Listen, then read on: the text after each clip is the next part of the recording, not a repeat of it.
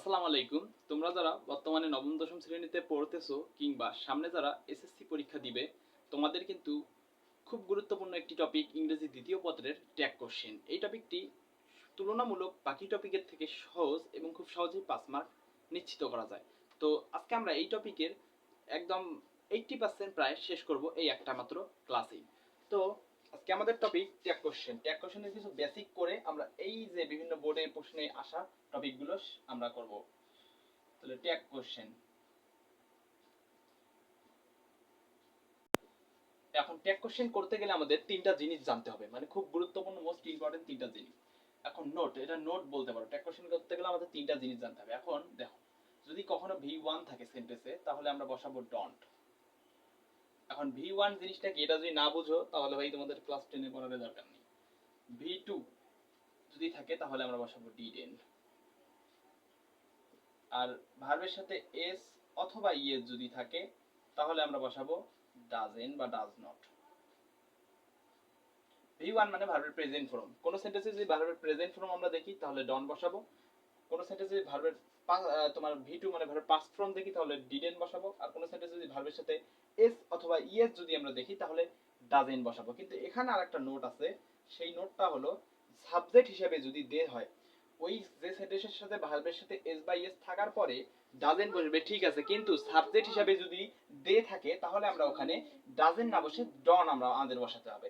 এখন আমাদের এটা নোট যে সাবজেক্ট যদি ডন্ট হয়, তোমার সাবজেক্ট যদি দে হয়, সরি দে হয় তাহলে তাহলে ডন বসবে,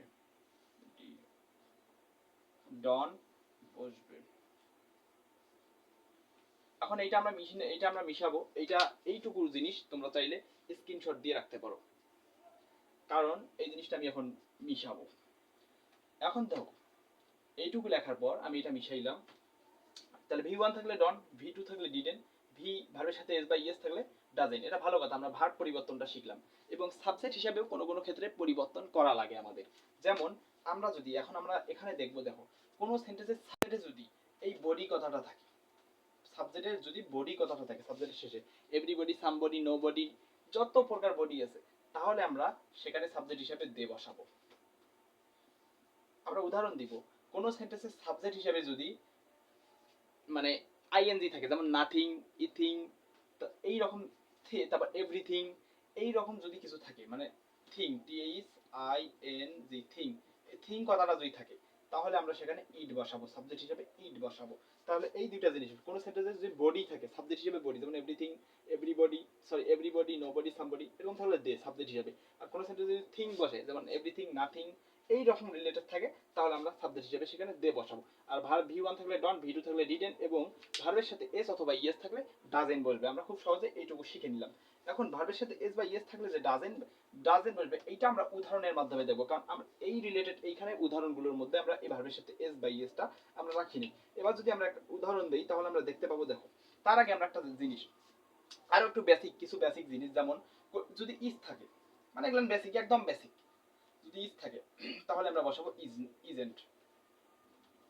যদি এম থাকে তাহলে আমরা বসাবো আরেন্ট, আরেন্ট। যদি হ্যাজ থাকে তাহলে আমরা বসাবো হ্যাজ নট বা হ্যাজেন্ট। যদি উইল থাকে তাহলে আমরা বসাবো উইল নট, সরি, যদি উইল থাকে তাহলে আমরা বসাবো উইল নট বা উল্ট, সরি। তার মানে আমরা কি, অক্সিলারি ভার্ব হিসেবে যেটা বসবে তার আমরা শুধু নেগেটিভ ফর্মটা বসাই দিলে আমাদের হয়ে যাবে। তো এখন আমরা এই জিনিসটা, এটার একটা উদাহরণ দেখবো, ভার্বের সাথে এস বা ইএস থাকলে যেটা হয়। এখন আমরা যদি একটা উদাহরণ দেখি, যেমন শি, NEEDS, শি নিডস, তারপর আমরা she needs a pen, a pen, এই কথাটা লাগার পর যেটা কমা থাকবে, কমা দিয়ে দাগ থাকবে, দাগ দিয়ে একটা প্রশ্নবোধক চিহ্ন থাকবে। এই রকম কিন্তু একটা তোমার মানে ট্যাগ কোশ্চেনের একটা মনে করো গঠন প্রণালী, ট্যাগ কোশ্চেনটা যেভাবে লিখতে হয় আর কি।